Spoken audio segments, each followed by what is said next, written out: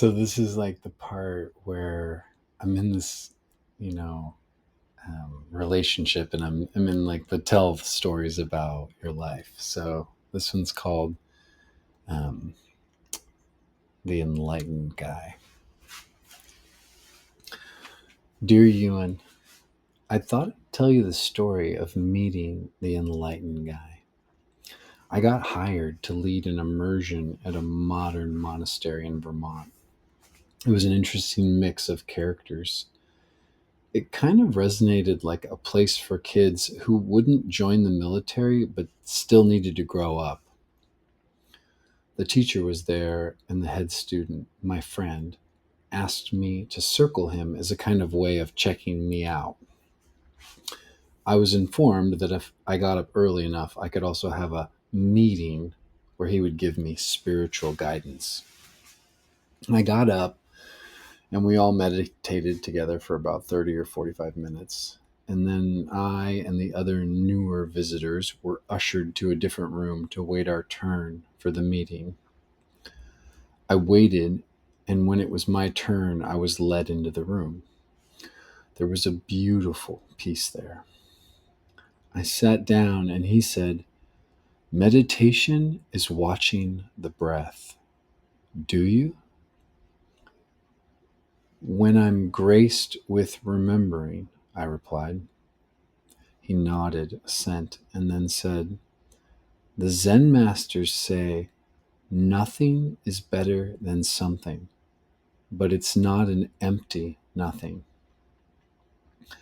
I immediately saw an image of my boyfriend, T, in my mind.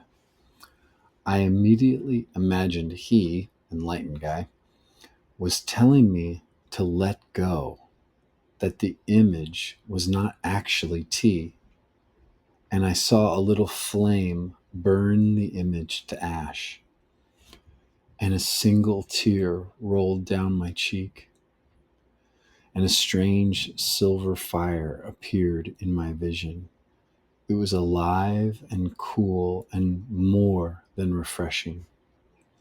Watching me, he said, "You see."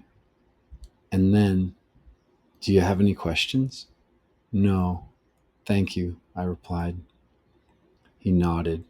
I got up and left. 30 minutes later, when he was done with the meetings, I joined him again in a different room. He was different there. He let me know that we would have less time than planned because he had to do a lot of work to keep the monastery running. He seemed frustrated and still peaceful. He said, "I'd rather sit, but it's a good thing to do good things that help, right?" I laughed. Yes. I told him we should begin, and began focusing on him, sharing what it was like to be with him. First, he wondered what demarcated the beginning. He couldn't tell we had started. As we continued, he said, "Is circling just not cleaning up the mess before you share it?" "That's pretty true," I admitted. I kept going. "I was using what I call tools: reflective listening, sharing impact. I like tools not because they work, but because as we use them, we more clearly see their limits, and we could shed them as they use and lose their utility. My tools lost their utility quickly, and I went to rest in truth by saying, normally, I receive people's experiences, hold them, and then show them back to the person, but I can't hold your experience." He coolly replied, "I can't either." In that moment, it was like the whole world shattered, and all that was beaming incomparable compassion upon us. Compassion for our limits and our inabilities to stop trying.